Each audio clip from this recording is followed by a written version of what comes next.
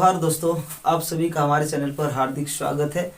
तो चलिए आज एक सवाल को सॉल्व करेंगे। सवाल डिस्काउंट पर आधारित एक सवाल दिया गया है। जैसे हम लोग दैनिक जीवन में किसी मॉल या किसी दुकान वगैरह में जाते हैं तो हम लोग को कुछ डिस्काउंट दिया जाता है, यानी जितना अंकित मूल्य रहता है उस आधार पर हम लोग का 10%, 5% जो भी हो हम लोग को डिस्काउंट दिया जाता है। तो उसी के आधार पर आज एक सवाल को सॉल्व करेंगे। सबसे पहले सवाल को पढ़ लेते हैं। सवाल इस प्रकार दिया गया है कि गणेश ने एक टीवी उसके अंकित मूल्य पर 20% छूट पर खरीदता है। जितना टीवी का अंकित मूल्य होता है उसको उसमें 20% का छूट मिलता है और वो टीवी खरीद लेता है। यदि उसे 25% छूट मिलती तो उसे 900 रुपये का बचत होता। यदि 20% की जगह 25% छूट मिलता तो वो जो 900 रुपये ज़्यादा दे रहा है वो 900 रुपये उसको कम देना पड़ता। तो गणेश ने टीवी कितना रुपये में खरीदा, तो हम लोग को बताना है कि गणेश ने टीवी कितना रुपये में खरीदा। चलिए सवाल को हल करते हैं। यहाँ दो डिस्काउंट दिया गया है। एक डिस्काउंट है 20% और जो दूसरी डिस्काउंट है वो है 25%। और बोल रहा है कि यदि 20% की जगह उसको 25% छूट मिलता तो उसका 900 रुपया बच जाता।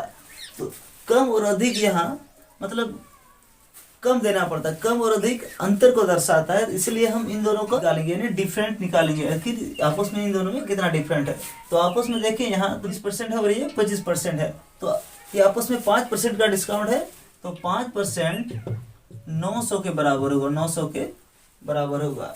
तो यहाँ से अगर हम 1% निकालेंगे तो 1% निकलेगा 180 के बराबर। 1% 180 रुपया के बराबर होगा। तो इसलिए हम लोग यहाँ 100% निकालेंगे। 180 गुना 100 करेंगे तो यहाँ हो जाएगा 18,000 रुपया। 18,000 रुपया ये इसका एमआरपी हो गया। एमआरपी हो गया। 100 से हम इसलिए गुना किए कि यहाँ एमआरपी जो होता है, एमआरपी हमेशा वो 100% होता है। एमआरपी हमेशा 100% होता है, इसलिए हमने 100 से 180 को गुना किया। इस प्रकार से इसका जो एमआरपी निकला, यानी अंकित मूल्य टीवी का 18,000 रुपया निकल गया। और इसी 18,000 में उसको 20% का छूट मिला हुआ। तो हम लोग 20% का छूट उसको मिला हुआ, तो हम लोग पता है निकालेंगे आखिर उसको उस चीज़ को, यानी कितना रुपये में वो खरीदा।